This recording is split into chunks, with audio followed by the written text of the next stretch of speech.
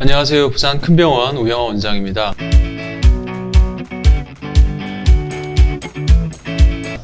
허리 통증은 현대인들을 괴롭히는 대표 통증 질환으로 꼽힙니다. 스마트폰과 컴퓨터의 보급으로 앉아있는 시간이 늘면서 허리 통증으로 병원을 찾는 이들 역시 증가하고 있습니다.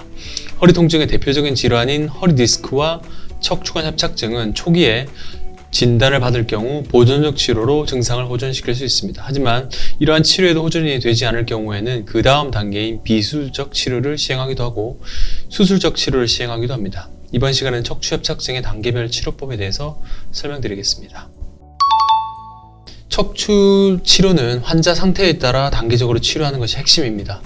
같은 질환이지만 검사 결과 질환의 진행 정도가 심하지 않아 보여도 환자가 통증을 크게 호소하는 경우가 있는 반면 검사 결과는 수술이 필요할 정도로 보여도 통증이 심하지 않다고 말하는 환자도 있게 됩니다. 따라서 척추 치료에 있어서는 환자 개개인의 증상과 상태를 정확히 파악해 단계적 맞춤 치료를 시행해야 합니다.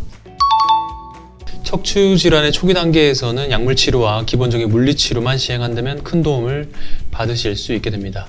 소염제와 진통제를 드신다면 빠른 통증 감소를 볼 수 있고 이에 대한 거부감이 있으신 분들은 리마프로스트만 드셔도 효과를 보실 수 있게 됩니다. 물리 치료의 경우에는 기본 치료에 도수 치료를 겸하면 좋으실 것이고 디스크 환자의 경우에는 신전 운동을 주로 하시고 협착증 환자의 경우에는 굴곡 운동을 주로 하신다면 도움을 받으실 수 있게 됩니다. 약물 치료와 물리 치료가 효과가 없는 경우에는 주사 치료를 시행합니다. 주사는 일반 진통 주사의 개념이 아니라 신경 차단 주사로 넘어가는 것인데요. 후관절 차단술 및 경막의 신경 차단술을 시행할 수 있고 선택적 신경 차단술도 같이 시행할 수 있게 됩니다. 이런 주사의 경우에는 초음파로 진행하는 것도 가능하고 시아민 투시 장비를 통해서도 가능한데 최근에는 외래에서 간편하게 맞으실 수 있도록 초음파로 주사를 많이 시행하고 있습니다. 주사 치료로도 호전이 되지 않을 경우는 그 다음 단계로 비수술적 치료법인 시술을 고려해 볼 수 있습니다. 이에 대표적으로 신경성형술이 있습니다. 신경이 눌렸다면 원인 물질을 제거하는 신경성형술을 시행할 수 있게 됩니다. 방법은 신경이 눌린 부위에 특수관인 카테터로 약물을 직접 주입해 염증 물질을 제거하는 치료법입니다.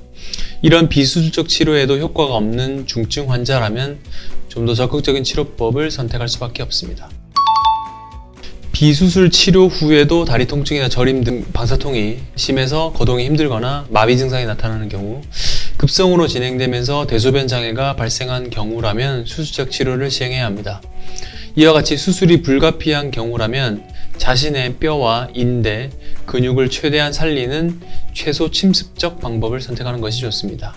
최근 이러한 중증 척추 질환 치료의 기존 수술법의 단점을 개선한 척추 내시경 수술을 적용하고 있습니다.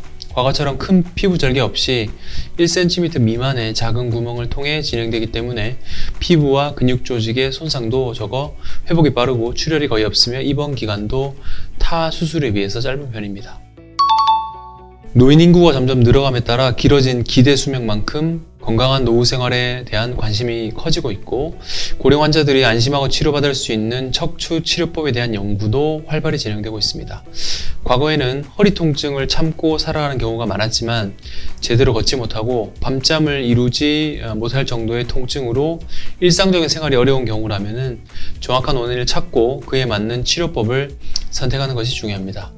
증상을 방치하거나 일시적으로 통증만 완화시키는 방법을 고집하다가 치료 시기를 놓치게 되면 뒤늦게 수술을 받아도 증상이 호전되지 않을 수 있어 척추 질환은 시의적절한 치료가 매우 중요할 것입니다. 시청해 주셔서 감사합니다.